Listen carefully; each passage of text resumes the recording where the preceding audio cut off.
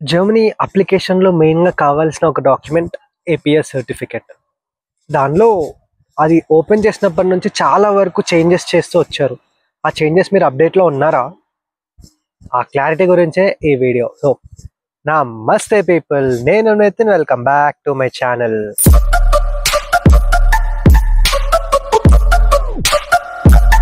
APS నవంబర్‌లో start చేసినా సరే దాని ప్రాసెస్‌లో అప్డేట్స్ జరుగుతూనే ఉండేవన్నమాట. అండ్ రీసెంట్గా జూన్ అండ్ జూలైలో జరిగిన అప్డేట్స్ వల్ల చాలామంది స్టూడెంట్స్కి ఏం చేయాలా ఏందా అన్న కన్ఫ్యూజన్ అండ్ పలానా స్టూడెంట్కి పర్టిక్యులర్ ఇన్ఫర్మేషన్ తెలియక అప్లై చేసిన తర్వాత మనీ పోవడం కానీ అలా జరుగుతూ ఉంటుంది అనమాట. సో మెయిన్గా ఫస్ట్ అప్డేట్ వచ్చేసి జూన్లో వాళ్ళ అప్డేట్లో ఏం చెప్పారు అంటే, మీ యూనివర్సిటీ కేటగిరైజ్ చేసి ఆ యూనివర్సిటీ H+ కేటగిరీ కింద ఉంటేనే మీకు ఏపీఎస్ సర్టిఫికేట్ ఇస్తామని చెప్పారనమాట.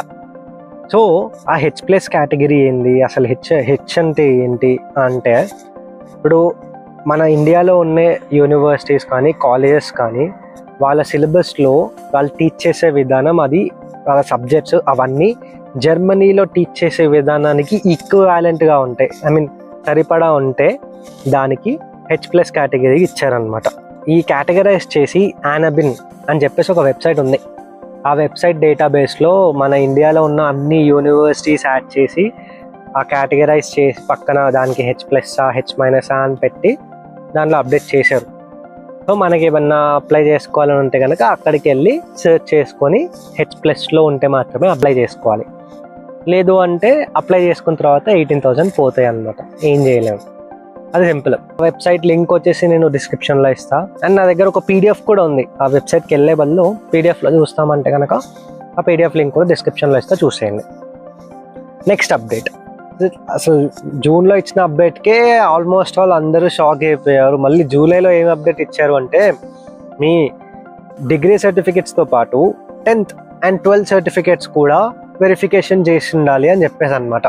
బీటెక్ సర్టిఫికెట్స్ ఎలా వెరిఫై చేస్తారు అంటే, మనం అప్లికేషన్ పెట్టేటప్పుడే మన రోల్ నెంబరు, దాని కింద యూజర్ ఐడి, పాస్వర్డ్ అన్నీ వాళ్ళకి ఇస్తాం.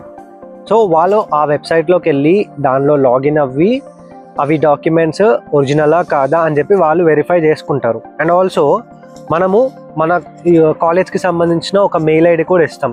హెచ్ఓడి మెయిల్ ఐడి అన్నా లేదా మేనేజ్మెంట్ మెయిల్ ఐడి అయినా ఇస్తాం.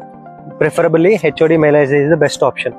సో ఆ మెయిల్ ఐడి ఇవ్వడం వల్ల వాళ్ళు ఆ ప్రొఫెసర్కి మెయిల్ పంపుతారు, ఇలా పలానా స్టూడెంట్ నాకు ఏపీఎస్కి ఇలా రిక్వెస్ట్ పెట్టాడు, మీ స్టూడెంటేనా అని చెప్పేసి కొన్ని క్వశ్చన్స్ ఇస్తారనమాట. సో వాళ్ళు మా స్టూడెంటే అని చెప్పేసి రిప్లై ఇచ్చి ఆ క్వశ్చన్స్కి సంబంధించిన కాంటాక్ట్స్లో వాళ్ళు రిప్లైస్ ఇస్తారు. సో అలా ఇస్తేనే మనకి ఏపీఎస్ సర్టిఫికేట్ ఇచ్చేవాళ్ళు ఇంతకుముందు, before June.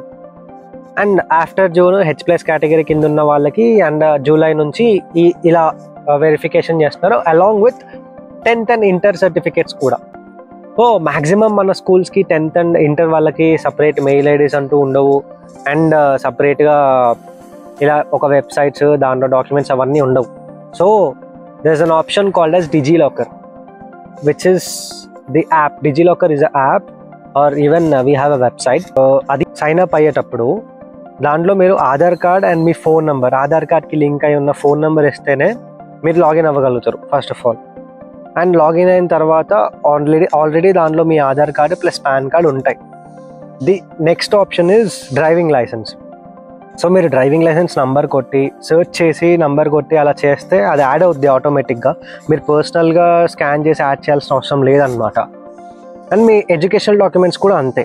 Especially when you apply for APS certificate, DigiLocker అనే ఒక దాన్ని ఇంక్లూడ్ చేస్తే కనుక ఆ డిజిలాకర్లో మీరు మీ ఎడ్యుకేషన్ సర్టిఫికేట్ పర్సనల్గా అప్లోడ్ చేయకూడదు. మనకు అప్లోడ్ చేసే ఆప్షన్ కూడా ఉంటుంది.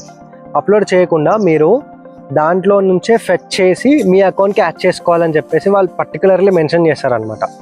ఎలా అంటే, డిజిలాకర్లో మనకి సెర్చ్ ఆప్షన్ ఉంటుంది. ఆ సెర్చ్ బార్కి వెళ్ళి మన లైక్ ఇంటర్ అయితే బోర్డ్ ఆఫ్ ఇంటర్మీడియట్ అని చెప్పి, లేదా 10th అయితే సెకండరీ స్కూల్ సర్టిఫికేట్ అని చెప్పి సెర్చ్ చేయాలి.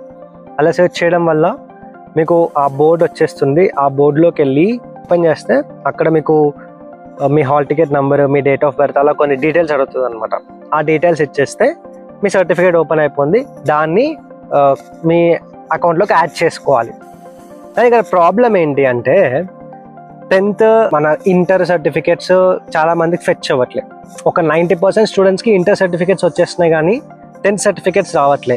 అలాంటి పరిస్థితుల్లో ఏం చేయాలి అంటే స్కూల్కి వెళ్ళి వాళ్ళ దగ్గర ఒక మెయిల్ ఐడి తీసుకొని, ఆ మెయిల్ ఐడి ప్లస్ వాళ్ళ దగ్గర వాళ్ళ డేటాబేస్లో మన డాక్యుమెంట్స్ ఉంటాయి అని చెప్పేసి ఒక ప్రూఫ్ ఉంటుంది కదా, ఆ ప్రూఫ్ ఉన్న స్క్రీన్ షాట్, ఆ రెండు మనం ఏపీఎస్ వాళ్ళకి మెయిల్ చేస్తే వాళ్ళు వెరిఫై చేసుకొని వాళ్ళు మనకి ఏపీఎస్ సర్టిఫికేట్ ఇస్తారు. ఈ తలకాయ నొప్పి అంతా ఎందుకురా బాబు, మూసుకొని కన్సల్టెన్సీకి వెళ్దాము అని అంటే కనుక, నాకు తెలిసిన ఒక కన్సల్టెన్సీ ఉంది.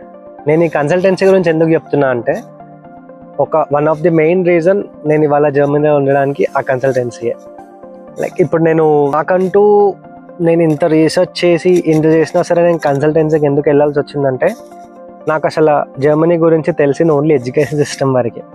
ఇక్కడ ఎలా ఉంటుంది, ఇక్కడ జనాలు ఎలా ఉంటారు, ఇక్కడ మొత్తం అన్ని రూల్స్ ఎలా ఉంటాయి, ఇక్కడికి వచ్చాక ఎలా అన్నది ఏ ఇన్ఫర్మేషన్ లేదు.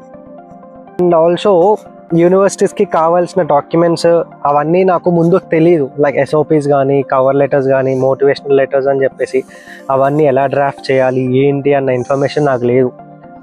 ఓన్లీ ఒక సోర్స్ పైన డిపెండ్ అవ్వడం నాకు సరిపోదేమో అని అనిపించింది. డౌట్తో ఉండడం ఎందుకు, ఒక పలానా దగ్గరికి వెళ్ళి వాళ్ళ దగ్గర నుంచి మంచి హెల్ప్ తీసుకుంటే అయిపోద్ది కదా అని చెప్పేసి ఈ కన్సల్టెన్సీకి వెళ్ళా అనమాట. సో కన్సల్టెన్సీ నేమ్ వచ్చేసి అవర్ గ్లోబల్ ఓవర్సీస్. సో దాంట్లో మెయిన్ హెడ్ వచ్చేసి శేషు సార్. అతనికి 10+ years ఎక్స్పీరియన్స్ ఉంది అండ్ స్పెషల్లీ ఇన్ జర్మనీ అనమాట. అతను చాలా మంది స్టూడెంట్స్ని పంపించారు అండ్ అతనికి ఉన్న నాలెడ్జ్ నాకు తెలిసినంత వరకు నేను మాట్లాడిన వాళ్ళు ఎవరికి లేదు. అండ్ వాళ్ళ సర్వీస్ కూడా చాలా బాగుంటుంది. నేను పర్సనల్గా ఎక్స్పీరియన్స్ చేశాను కాబట్టి నాకంటూ ఒక గైడ్ని ఇచ్చేసి, ఆ గైడ్ ప్రతి ఒక్క పాయింట్ ఫాలో అప్ చేస్తూ, ఆ డాక్యుమెంట్ కావాలి, పలానా డాక్యుమెంట్లో ఏమైనా తప్పులు ఉంటాయి, ఇలా తప్పులు ఉన్నాయి సరి చేసుకోండి, అండ్ నా దగ్గర ఏం ఇన్ఫర్మేషన్ లేకపోతే మీ దగ్గర ఇన్ఫర్మేషన్ ఉండాలి, ఇవన్నీ క్యారీ చేయండి, ఇలా డ్రాఫ్ట్ ఉంటేనే బాగుంటుంది అని ప్రతి ఒక్కటి డీటెయిల్డ్గా చెప్పేవాళ్ళు అనమాట. సో అలా నాకు ఈ కన్సల్టెన్సీ కొంచెం నచ్చింది. ఇన్ఫ్యాక్ట్ నేను ఈ కన్సల్టెన్సీకి వెళ్ళే కంటే ముందు ఇంకో 3-4 కన్సల్టెన్సీస్కి వెళ్ళే వాళ్ళతో మాట్లాడడం జరిగింది. కానీ ఈ కన్సల్టెన్సీ విషయంలో ఇదే ఎందుకు చూస్ చేసుకున్నా అంటే, నేను దీనికి వెళ్ళే ముందు వీళ్ళు ఒక సెమినార్ పెట్టారనమాట. సెమినార్లో జాయిన్ అవ్వమని చెప్పి 2 days ముందు ఇన్విటేషన్ పంపించి ఏమేమి మాట్లాడతారా అని చెప్పారు. సో అక్కడ డౌట్స్ ఉంటే అడగొచ్చని చెప్పారు. దాని గురించి అని చెప్పి సరే అట్లీస్ట్ క్లారిఫికేషన్ అని వస్తుంది కదా, ఒక పెట్టుకుందాం ఒక సైడ్కి అని చెప్పేసి జాయిన్ అయ్యా. జాయిన్ అయిన తర్వాత ఈ శేషు సార్ ఆయన ఫస్ట్ నేను అప్పుడే చూశాను. అక్కడ అతను మాట్లాడే విధానం కానీ, మనం అడిగిన డౌట్స్కి అతను ఆన్సర్ చేసే ప్రాసెస్ కానీ నాకు చాలా బాగా నచ్చింది. అప్పుడే ఫిక్స్ అయిపోయా కనెక్ట్ అవుదామని చెప్పి. సో అలా కనెక్ట్ అయిపోయా, ఇవాళ జర్మనీలో ఉన్నా. ఈ కన్సల్టెన్సీ డీటెయిల్స్ మీకు డిస్క్రిప్షన్లో ఇస్తా, కావాలంటే యూస్ చేసుకోండి. అండ్ మన డౌట్స్ ఉంటే కామెంట్ సెక్షన్లో కామెంట్ చేయండి, లేదా ఇన్స్టాగ్రామ్లో మెసేజ్ చేయండి. And don't forget to like, share and subscribe. Love you all, by.